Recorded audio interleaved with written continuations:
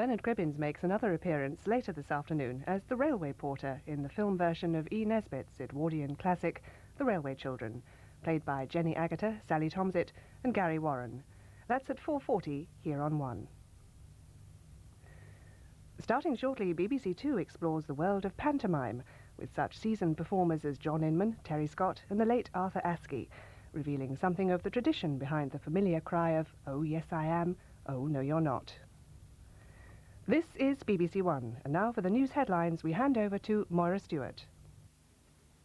Good afternoon. A man has been found dead after a 7-hour siege at a house in southeast London. Armed police rescued 3 young children and another man from an upstairs window shortly before they discovered the body. The incident happened at Thamesmead. It's thought that the dead man shot himself. Police sealed off a large area of the Thamesmead estate after shots were heard in the house where a 30-year-old woman lived with her 3 young children.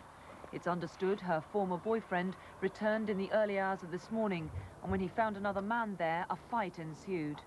The woman escaped to safety, but for almost 7 hours, armed police surrounded the house, believing the gunman was barricaded in the kitchen. The children remained upstairs with the other man. Police eventually led them to safety down a ladder from the bathroom window. In the kitchen, they found the body of a man with head wounds. A shotgun lay beside him. The children, aged 3, 6 and 9, were taken to hospital for checkups, but were clearly none the worse for their ordeal.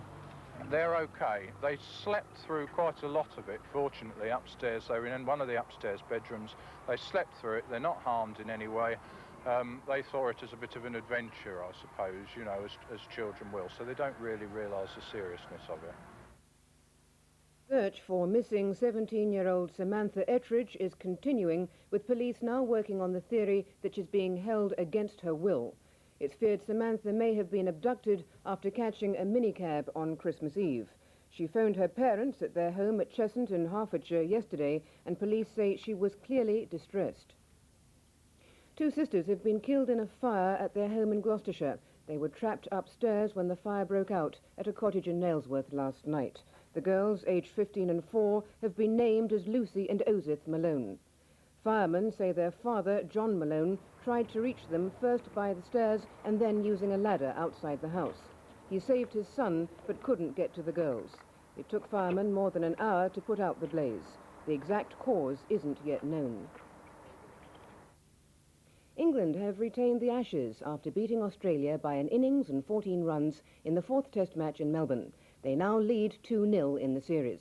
The final scores: Australia 141 and 194, England 349. England badly wanted a breakthrough early on, and Boone obligingly provided it, caught by Mike Gatting. Border, again stuck with the role of Australia's saviour, was for once miscast, caught by Embury. Marsh then set about his own downfall, a suicidal run, and he was gone for 60. The last wicket, that of Hughes, caught by man of the match Gladstone Small. Australia with little left to hold on to, the Ashes safe in English hands. We won the toss. We hoped to bowl them out for about 250, but we got them out for 140, and the lads batted well, and then today we just bowled one and everything went right, so it was tremendous. Our next news is on BBC One at 6:25. And now to take a look at the weather prospects with farmers in mind, here's Bill Giles. Thanks very much. Well, that was good news about the cricket, wasn't it? And the weather's not bad news either. It's not been too bad in the last week of 1986. It's been fairly mild. There's been some rain about, but really not excessive amounts.